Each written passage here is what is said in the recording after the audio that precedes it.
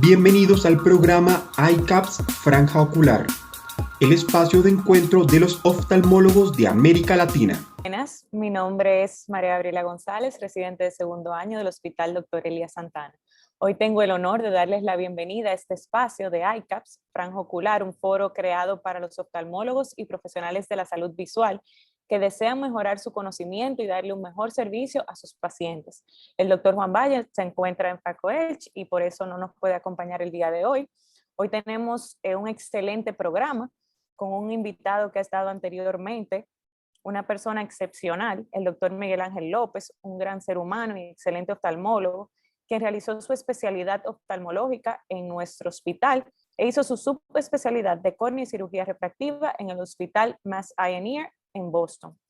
El doctor López es el actual jefe del Departamento de Córnea y Cirugía Refractiva de nuestro hospital, un gran maestro dedicado siempre a fomentar la excelencia en cada uno de sus estudiantes y también de darle lo mejor a sus pacientes. Es una persona que no solamente nos ayuda en la parte profesional, sino que también en la parte personal, enseñando con el ejemplo cómo debemos de tratar a nuestros pacientes y a nuestros compañeros. El día de hoy el doctor nos hablará sobre patologías corneales en cirugía de cataratas. Adelante, doctor López. Entrevista en iCaps Franja Ocular. Muy buenas tardes. Gracias, María Gabriela, por tu presentación y gracias al doctor Juan Valle por darnos la oportunidad, que en este momento tampoco no está con nosotros, pero esperemos que siga afianzando sus conocimientos e investigando para que nos traiga más información en estos iCaps. Pues hoy nos toca hablar sobre la catarata, pero en aquellos pacientes que tienen patologías corneales. Y esto representa realmente un desafío para el cirujano ocular, porque debe de evaluar y decidir cuál tratamiento puede favorecer previo a cualquier situación. Entonces, esto es muy importante para tratar de conseguir buenos resultados visuales. Y como veremos a continuación, vamos entonces a hablar de que hay que tener un armamentario de estudios que hay que hacer al paciente. Va a depender de la patología o el daño que uno observe, pero lo ideal es que todo paciente que tenga cirugía de catarata previamente se le deba de hacer una microscopía especular, una topografía corneal y un cálculo de lente intraocular. Y ya cuando los cambios son mucho mayores, si uno vea que necesite una evaluación mucho más precisa, pues entonces se puede hacer aberrometría, se puede hacer también una ecografía o se puede hacer VM para ver cómo está ese segmento anterior, y dependiendo de todo lo que obtengamos como resultados, pues decidimos entonces lo que vamos a realizar para este paciente con catarata y patología de la córnea. Hay muchas causas que se combinan entre catarata y patología de la córnea. No es lo mismo ver una catarata normal a un paciente con patología de la córnea, porque presentan muchos tipos de lesiones diferentes. Por ejemplo, los nódulos de Saltzman, los pterigiones, las opacidades corneales, el queratocono, la distrofia de Fuchs, son patologías muy frecuentes y de esas vamos a hablar a continuación. Como vemos, hablando específicamente del nódulo de Saltzman, simplemente son lesiones grisáceas o elevadas localizadas en la periferia y pueden ser simples o múltiples, y también pueden ser bilateral o unilateral. La causa puede ser primaria o secundaria, y la primaria no está asociada a patologías oculares, aunque se habla de alguna afección de pacientes que tengan blefaritis que pueden producirla. A las causas secundarias de los nódulos de Saltzman, hay muchas causas. Por ejemplo, pacientes que han tenido fliténulas o que han tenido keratoconjuntivitis vernal, tracoma, sarampión o queratitis intersticial pueden desarrollar estos nódulos de Saltzman, que son muy importantes para la evaluación de los pacientes con afección corneal y catarata. Entonces, ¿qué es lo que tenemos que hacer? Primero, vamos a presentar una paciente femenina de 77 años que tenía nódulos de Saltzman, y vamos a ver este video donde podemos apreciar los nódulos en esta zona. Y lo primero que tenemos que hacer, esto se puede hacer en el microscopio, o sea, en sala de cirugía o en la lámpara de hendidura. Aquí vemos que lo ideal primero es retirar esos nódulos con una queratektomía superficial. Aquí vemos, debridando el epitelio, cómo se van retirando esos nódulos para mantener una superficie corneal lo más estable posible. Aquí usamos una esponjita de wet y seguimos lamelando. También se podría utilizar alcohol al 18% para hacer la debridación, pero lo importante es saber que patológicamente estas lesiones están más sobre la membrana basal y no llegan a la membrana de Bowman, lo cual después de la queratetomía lameral se consigue una superficie regular. Y ahí vemos ya cuando se colocó el lente de contacto. Ese es un ojo y este es el siguiente ojo de la misma paciente. Como dijimos, es muy frecuente verlo bilateral. Aquí vemos de nuevo haciendo la queratetomía, también tratando siempre de nunca llegar a la zona del limbo. O sea, hay que tratar de proteger lo más que podamos el limbo, porque si tratamos de debridar todo el epitelio, entonces vamos a dañar las células de memoria o células limbales, y en estos casos entonces vamos a tener pacientes ya con deficiencia limbales que nos va a comprometer realmente la epitelización y la cicatrización epitelial. Así ya cuando finalizamos, como dijimos, lo que se ha limpiado todo lo más que se pueda. Usamos entonces ese Crescent para debridar y luego colocamos el lente de contacto y ahí finaliza el procedimiento. Estos casos usualmente luego entonces ya se llevan a la parte ya de cirugía de catarata, cuando ya tengamos todos los estudios que señalamos previamente de una topografía y el cálculo de lente, y se consiguen mejores resultados. Así tenemos otra patología como los casos de pterigion, que son frecuentes en nuestro medio, donde cuando invaden más o menos 3 o 4 milímetros del área pupilar ya comienzan a afectar y a crear entonces distorsión en la visión del paciente, incluso pueden llegar hasta la visión, daño de la visión completa por la parte del pterigion. Y mientras más tiempo dure ese pterigion, pues más cicatriz deja y también produce mucho mayor cantidad de astigmatismo. Entonces, para nosotros poder hacer un buen cálculo de lente intraocular, lo ideal es primero hacer la remoción de esos pterigiones que ya pasan de 2 milímetros de invasión a la córnea, para entonces proceder a hacer todos los cálculos, la biometría, la aberrometría y saber qué lente intraocular va a necesitar ese paciente con cirugía de catarata. Y aquí les traigo entonces un video de una paciente que fue operada con cirugía de pterigion. A ver si no corre el video, parece que no quiere correr, pero realmente lo importante es eso, que aquí está la paciente en el postoperatorio, donde podemos ver la parte de la invasión fibrovascular que invadía todo el eje, casi 3 o 4 milímetros del limbo, y ya en el postoperatorio, luego que se le hizo un injerto de conjuntiva de la parte superior, vemos cómo encontramos una superficie completamente estable, y esta paciente ya se realizó una cirugía de catarata con muy buenos resultados. En este caso, lo que se le hizo fue una cirugía refractiva porque la paciente tenía hipermetropía y consiguiendo también buenos resultados.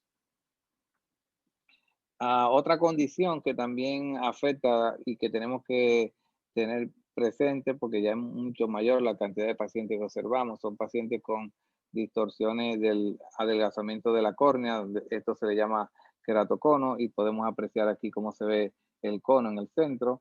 Y ya este paciente con catarata y ya también presenta aquí algunos cambios del epitelio. Cuando hay cambios a nivel del estroma o mucho adelgazamiento, ya se prefiere hacer una combinada, pero si la córnea está transparente como está esta y el paciente tiene las condiciones para hacerlo, pues se procede a hacer entonces una cirugía solamente de catarata. Recordar que el queratocono es una ectasia corneal bilateral, que es una protrusión cónica, que se producen también depósitos en la membrana basal, y va a ser el anillo de Wesley, y también entonces puede ser asimétrica, pero usualmente es simétrica. Hay un adelgazamiento central, y esto va a producir adelgazamiento progresivo, miopía y astigmatismo, que en su defecto entonces va a producir también afección en la capa de Bowman. Pero sabemos que en la actualidad hay mucho tratamiento como crosslinking, los anillos. También en casos donde ya hay afección completa de la córnea, pues se procede entonces a hacer una cirugía de queratoplastia lamelar anterior, o se puede hacer un trasplante corneal total si lo amerita, pero usualmente el 20%, y se ha descrito siempre en la literatura, de los pacientes con queratocono, pues van a necesitar un trasplante de córnea, pero con el uso de nuevo de estos tratamientos, con los nuevos protocolos o lo que se está haciendo con el cross-linking, veremos en el futuro qué pasará si esta estadística ha variado o si sigue siendo una de las principales causas de trasplante de córnea a nivel mundial. Lo importante es evitar el rasgado en los pacientes con queratocono, y ya si el paciente tiene entonces una catarata, entonces tenemos que decidir qué hacemos con ese paciente.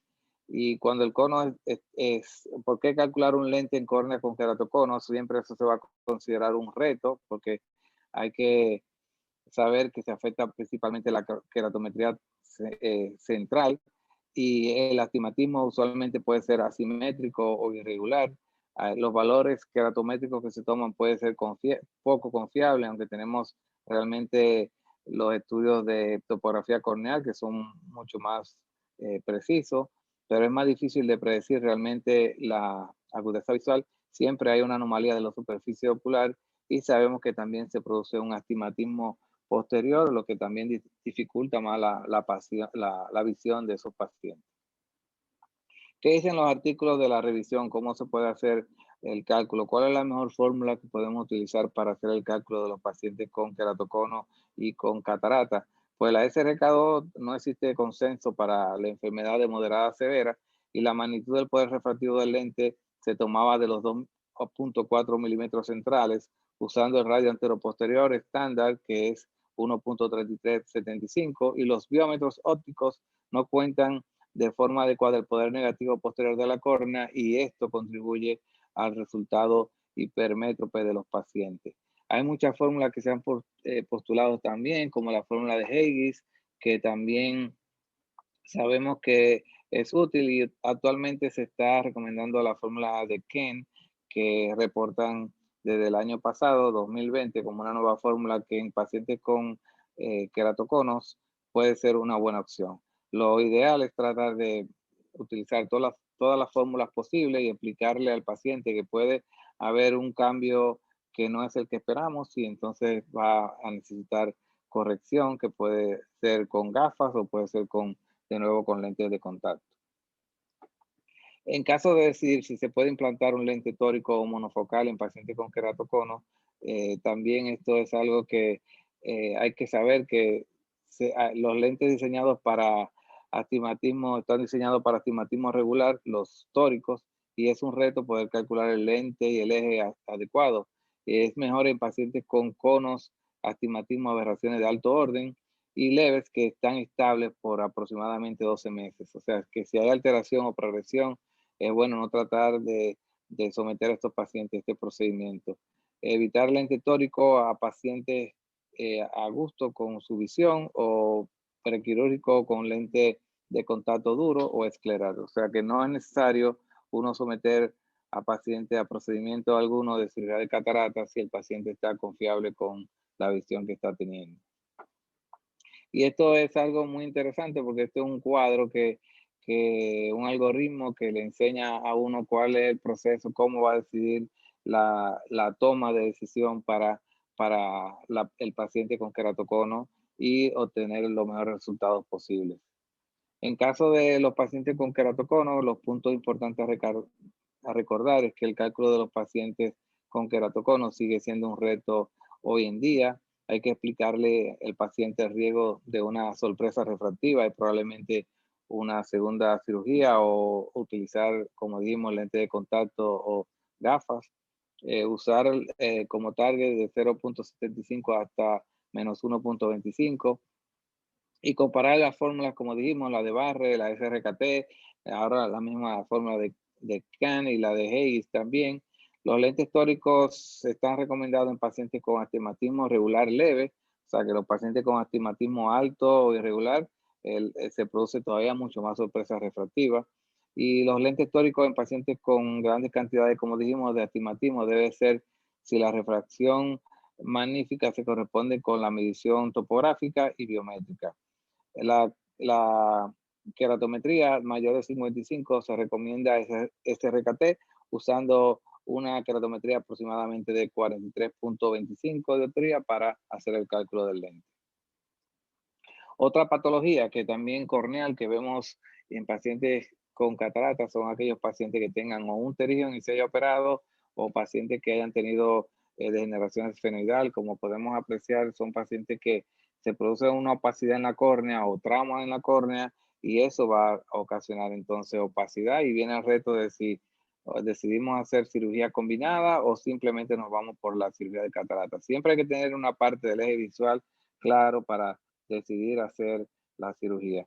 Y aquí podemos ver, a ver si corre este video, porque no están corriendo los videos.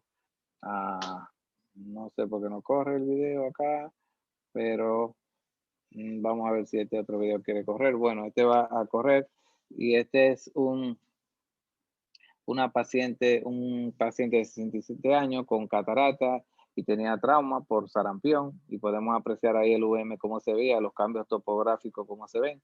Aquí vemos realmente que tiene una buena microscopía, un buen conteo, entonces siempre nos vamos por la parte temporal y es muy importante cuando tengamos pacientes con cambios a nivel corneal tener los dispositivos como los ganchos de iris o pueden ser el Malugian Ring, cualquiera que ustedes usen, que sea adecuado para ustedes. Y siempre usamos la técnica de Phaco-Chop. Aquí ya removimos la catarata y vemos cómo se aspiran los restos de cortezas, se colecta el lente intraocular y luego entonces ya se retiran esos ganchos de iris con una buena visión a pesar de que el paciente tenga una opacidad corneal que en este caso era periférica y es mucho más difícil pensar aquí en hacer un trasplante de córnea. Esta es otra paciente también que una paciente maestra con una queratoconjuntivitis vernal, tampoco no sé por qué no está corriendo bien el video, pero esta paciente tenía, por el uso de los esteroides, tenía un daño realmente a nivel de la superficie ocular con opacidad y vascularización 360 grados, con cambios en estromales y por eso decidimos, la paciente llegó ciega a la consulta porque el otro ojo ya estaba completamente vascularizado y era una catarata blanca también por el uso de los esteroides. Una paciente joven de 40 años a la cual tuvo que dejar de trabajar y le hicimos la catarata y consiguiendo una visión, en este caso de 20/200. Y el otro ojo, como estaba completamente vascularizado, pues le realizamos una queratoprótesis y actualmente la paciente tiene una visión de ese ojo, del ojo de la queratoprótesis de 20/50, con aceptable para su tratamiento y cómo se desenvuelve ya en sus funciones como persona común y simple. Siempre hay que tener presente que cuando vamos a utilizar, hacer cirugía de catarata en córneas opacas, el azul de tripán, la metilcelulosa o el Viscoat, los ganchos de iris, los ganchos de cápsula, usar luz indirecta y operar con luz de techo apagada. Todo eso es súper necesario para poder conseguir o ver el área donde queremos trabajar.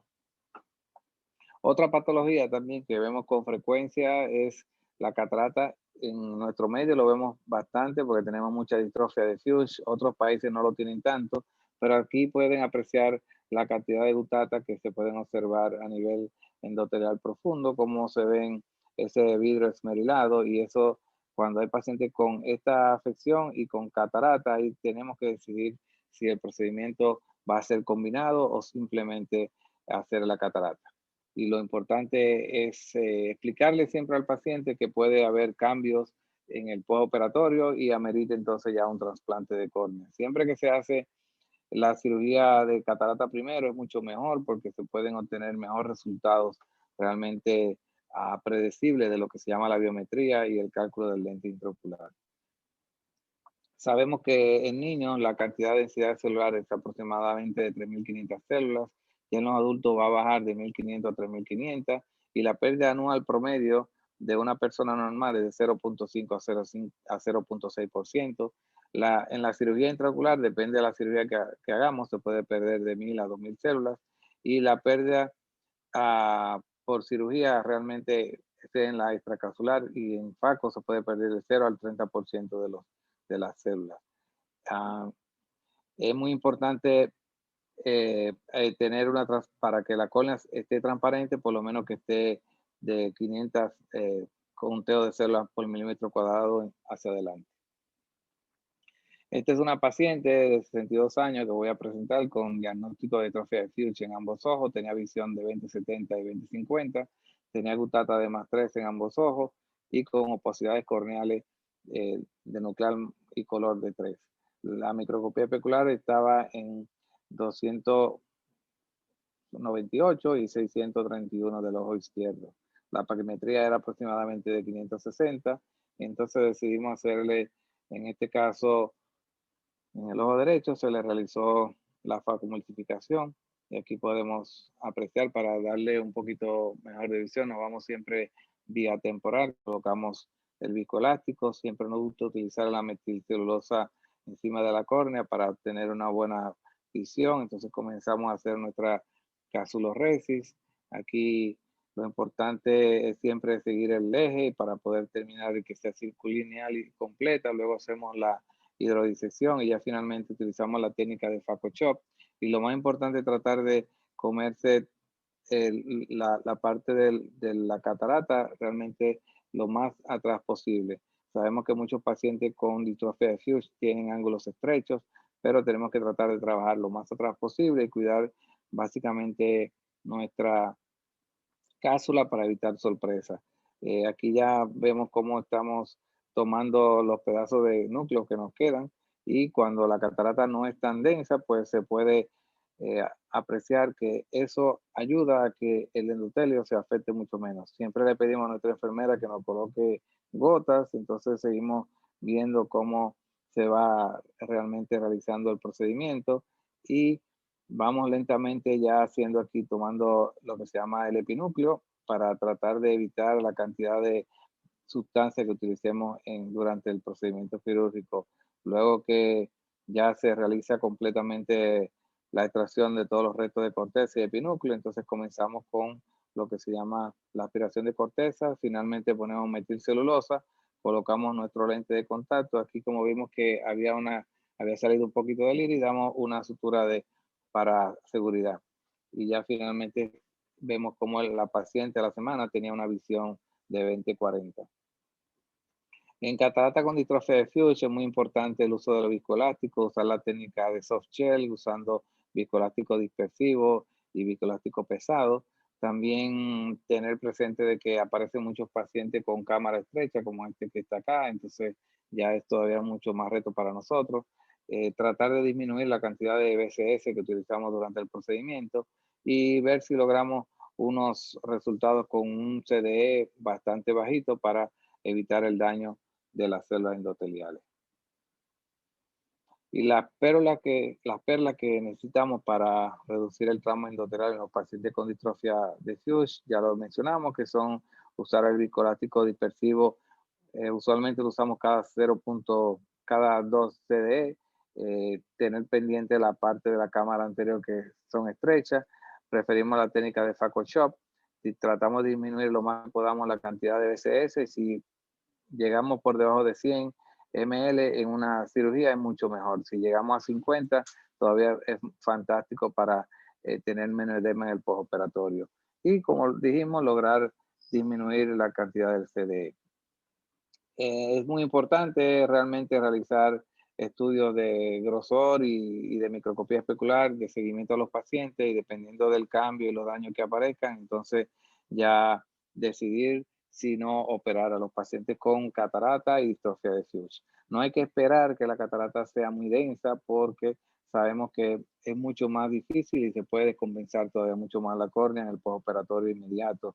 Hay que saber que estos pacientes usualmente utilizamos sustancias como cloruro de sodio y a veces glicerina para mejorar la agudeza visual, y es básico la educación al paciente para que entienda que en los días post-quirúrgicos va a tener probablemente edema, y siempre explicarle que la posibilidad de un trasplante de córnea, que puede ser un trasplante endotelial que usualmente es el que hacemos y es el que recomendamos, es una opción en caso de que la visión o la córnea no mejore su visión. Para las palabras clave que tenemos para la distrofia de Fuchs, siempre utilizamos una incisión temporal, usamos metilcelulosa sobre la córnea. Hay discusión sobre el uso o no de Trypan Blue. A mí me gusta usarlo y no he tenido ningún efecto de que dañe el endotelio. También el viscoelástico dispersivo, como dije, lo ponemos cada 3 de CDE, pero en mi caso ya trato de ponerlo cada 2 CDE. Y en el postoperatorio inmediato, como mencionamos, utilizamos esteroides, antibióticos, cloruro de sodio y glicerina. En discusión es importante el estudio de las células endoteliales de todos los pacientes previo a una cirugía de catarata por la importancia médico-legal y por la información pronóstica dada al paciente.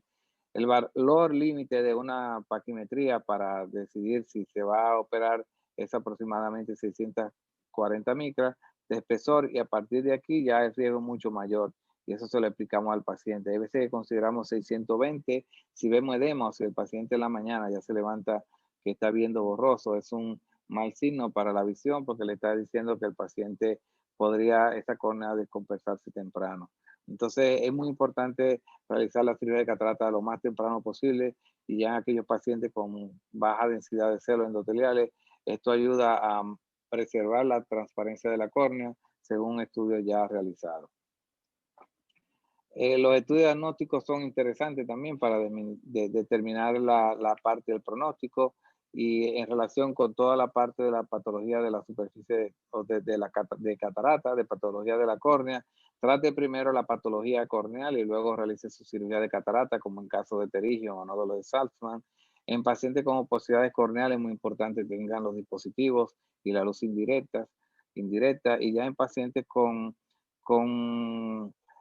distrofia de Fuchs es importante realizar cirugía de catarata inmediatamente el paciente presente baja visión y la córnea mantenga un grosor por debajo de 620 micras con un buen conteo por lo menos de 1000 células por milímetro cuadrado. Otra cosa importante que no mencionamos acá es recordar que los pacientes con queratocono también son una sorpresa refractiva y hay que aclararle bien el caso a todos estos pacientes de que no es lo mismo un paciente con catarata simple a un paciente ya con estas patologías que te va a afectar realmente la agudeza visual.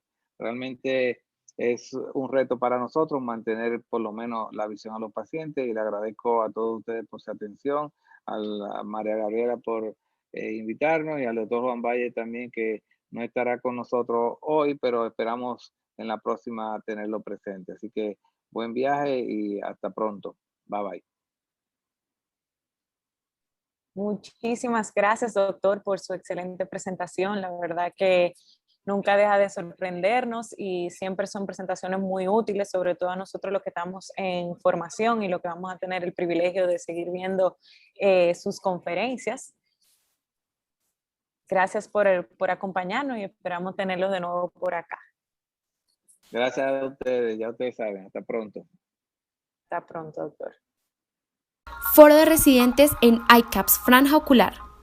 Ahora tenemos el honor de darle la bienvenida al doctor Giancarlo Bordas, que nos va a acompañar en este segmento de Foro de Residentes. El doctor Bordas es actual fellow de término de córnea y cirugía refractiva en nuestro hospital, un oftalmólogo y gran ser humano, siempre a la disposición de todos los que desean aprender y de sus pacientes. Hoy nos hablará sobre el manejo de los pacientes con ojo seco y cirugía de catarata, que desde ya sabemos que será de gran aporte para todos nosotros. Adelante, doctor Bordas. Foro de residentes en ICAPS Franja Ocular. Muchas gracias, María Gabriela, por esa introducción, merecida introducción, pero en el día de hoy vamos a estar compartiendo un poquito sobre lo que, como decía María Gaby, lo que son los pacientes con síndrome de ojo seco que van a ser sometidos a cirugía de catarata. La verdad es que el manejo del paciente con ojo seco que va a ser sometido a cirugía de catarata es bastante retador, porque hay una amplia gama.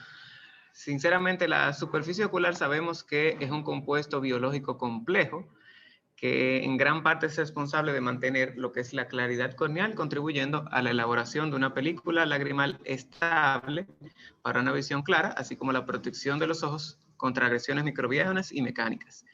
El ojo seco es una enfermedad de dicha superficie ocular que es atribuible a diferentes alteraciones de la función natural y mecanismos protectores del ojo externo, lo que va a conducir a una película lagrimal inestable durante el estado de ojo abierto. Los componentes primarios de la lágrima, la capa mucinosa, la acuosa y la lipídica, se combinan para formar una estructura viscoelástica compleja, la cual conocemos como la película lagrimal. Este es responsable de una multitud de funciones importantes que van a verse acompañadas en los ojos del paciente. Los lípidos, por ejemplo, son los que previenen la evaporación, lubrican y estabilizan dicha película lagrimal. Esto gracias a las glándulas de meibomio que van a producir esta capa.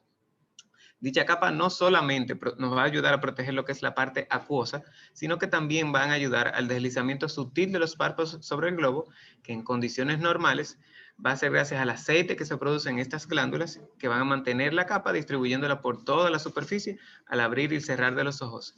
Sin embargo, cuando se pierde lo que es la homeostasis y no hay la suficiente protección lipídica, esta capa acuosa con el tiempo lo que va a terminar es evaporándose rápidamente, resultando entonces así en lo que es la película lagrimal ya inestable, dando lugar a lo que conocemos como lo que es el síndrome del ojo seco. Básicamente la comprensión hoy día de este síndrome ha evolucionado, pasando de considerarlo a meramente una insuficiencia de lo que es el volumen lagrimal, a la inestabilidad de la película con una inflamación subsecuente por una alteración de la composición.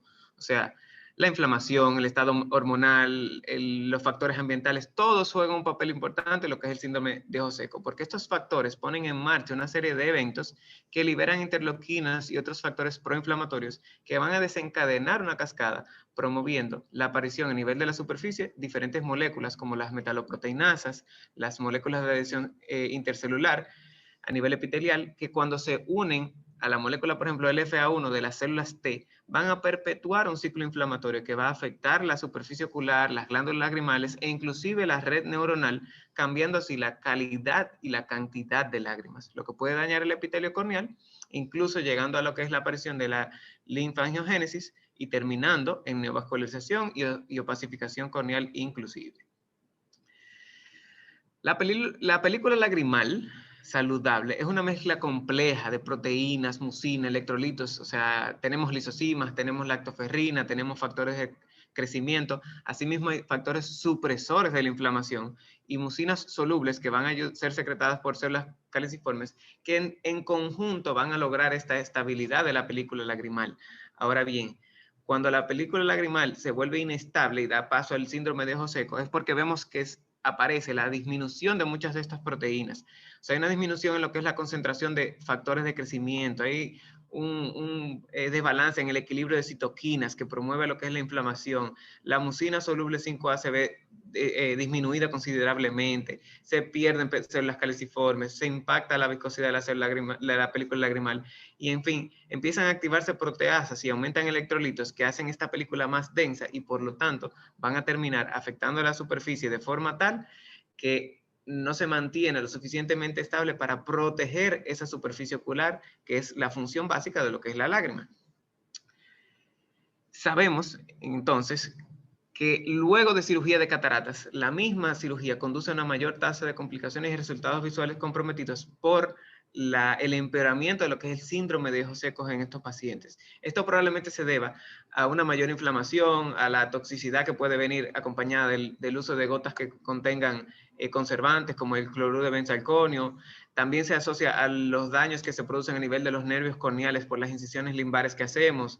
Además, se ha informado que la vacoemulsificación de por sí causa una reducción en lo que es el tiempo de ruptura de la lágrima, así como de la altura del menisco lagrimal y la sensibilidad corneal postoperatoria.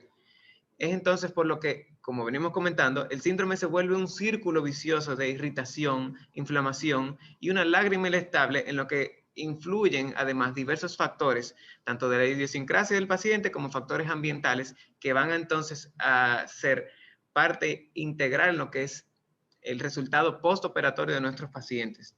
Por lo que lo que nos lleva a plantearnos el manejo en estos pacientes, desde un preoperatorio hasta el postoperatorio, debemos tener vamos a decir, un curso de acción. ¿Por qué? Porque, como bien decía el doctor previamente, en los pacientes, en el manejo preoperatorio, debemos tener incluso una serie de estudios que vamos a hacer para calcular nuestro lente intraocular, para darle el beneficio de un resultado refractivo positivo a nuestros pacientes. Sin embargo, la película lagrimal es el primer lente por el que se refracta la luz a través de los ojos. Entonces, debemos especificar en esos pacientes el tratamiento etiológico inicialmente. O sea, debemos, primero que todo, tratar de evitar lo que es la causa del ojo seco si es posible. Es la mejor opción de todas. Si hay que suprimir fármacos sistémicos que pudieran estar influyendo, tratar de manejar esa parte con el médico de cabecera.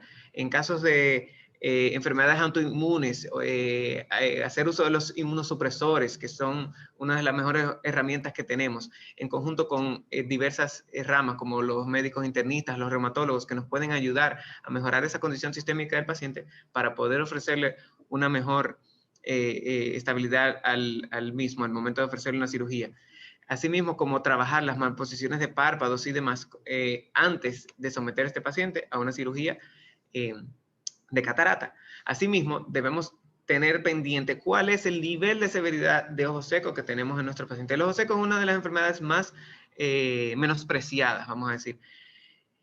Podemos tener un ojo seco leve, donde apenas tengamos tinción con fluoresceína a nivel conjuntival, lo que vemos son síntomas de leves a moderados, pero aún así influye en lo que es el resultado postquirúrgico del paciente. Entonces, desde que tengamos al menos un signo y un síntoma de cada categoría en la clasificación del ojo seco de nuestro paciente, debemos prestarle atención y entonces recomendamos lo que es hacer uso del tratamiento dependiendo de cada nivel. En el nivel 1, que es el ojo seco, vamos a decir, leve, se puede empezar con lo que es consejería y educación. Sabemos que hoy en día, sobre todo después de que se ha iniciado el uso de lo que es las herramientas virtuales para la comunicación, vivimos gran parte del tiempo frente a un computador, lo cual va a influir en lo que es la calidad de nuestra lágrima. Los factores ambientales, vivimos a veces debajo de un aire acondicionado que también va a influir en la calidad de esta lágrima. Los controles de las alergias en los pacientes que son alérgicos, asimismo como el uso de ácidos grasos omega 3, que se ha visto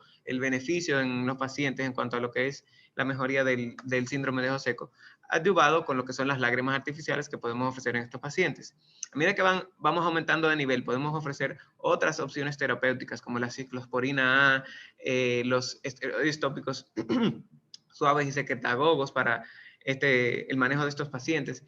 A medida que se hace más, el proceso se hace más crónico y más y empeora la condición del paciente, podemos ofrecer lo que son sueros autólogos, esteroides tópicos más fuertes, e inclusive en niveles ya 4, que son más importantes. No solamente vamos a hacer uso de terapia antiinflamatoria tópica, podemos hacer uso de lo que es la terapia antiinflamatoria sistémica también, ayudarnos de anteojos que se pueden usar para humedad, y entre otras opciones, como incluso algunas un poquito ya más definitivas, como la cauterización de puntos, que nos van a permitir darle a ese paciente una mejor respuesta para su condición previo a nosotros planificar esa cirugía de catarata. Entonces, en este punto, lo que tenemos que tener pendiente es, luego de lograr el control antiinflamatorio y evaluar que tenemos un buen margen palpebral, si tenemos una mejoría de una tensión superficial aceptable, entonces proceder al próximo paso para armar el esquema de preparar a ese paciente para una cirugía de catarata. En cuanto al intraoperatorio, básicamente en el intraoperatorio no hay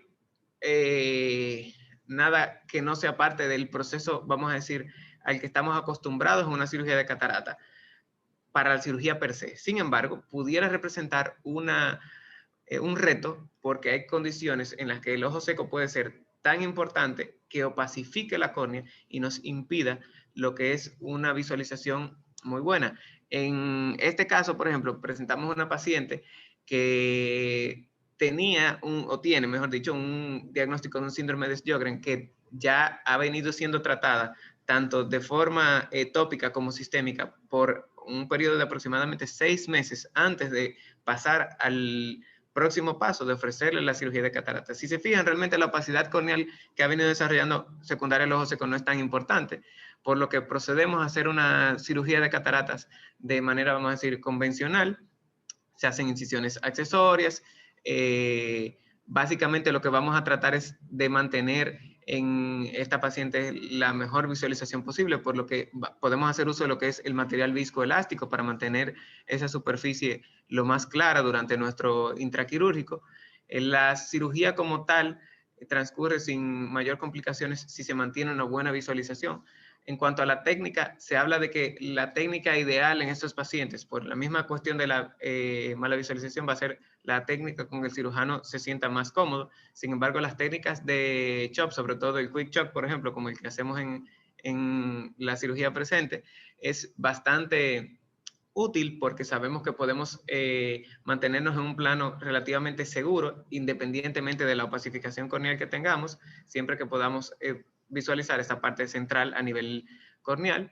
Y en casos ya inclusive más severos, podemos hacer uso de otros aditamentos para lo que es el lograr llevar a cabo esta cirugía, como lo que son los endoiluminadores inclusive. En algunos casos en que la opacidad es tan importante, podemos hacer uso de endoiluminadores para que durante el intraquirúrgico, con las luces apagadas, las luces ambientales apagadas, las luces de techo, podemos mejorar la visualización del cirujano al momento de la cirugía, con ese efecto de backlighting que nos permite el endoiluminador al momento de llevar ese paciente a una sala de cirugía. En fin, en general la cirugía termina sin más complicaciones, logrando un resultado para la paciente satisfactorio y manteniendo también, muy importante en estos pacientes, los cuidados postoperatorios de igual forma. Porque si bien es cierto que aunque tengamos el paciente que lo hayamos logrado llevar al punto en el que queramos para entrarlo a la sala de cirugía, no podemos abandonar a ese paciente en nuestro postoperatorio. Debemos hacer hincapié mucho en lo que es la concientización de nuestro paciente. Ese paciente debe saber que el ojo seco que tiene es algo con lo que va a vivir probablemente por el resto de su vida. Que la cirugía de catarata puede empeorar la condición, que debemos quizá ir reajustando el tratamiento a medida que vamos evaluando periódicamente al paciente, dependiendo de la necesidad que tenga en cada momento del postoperatorio.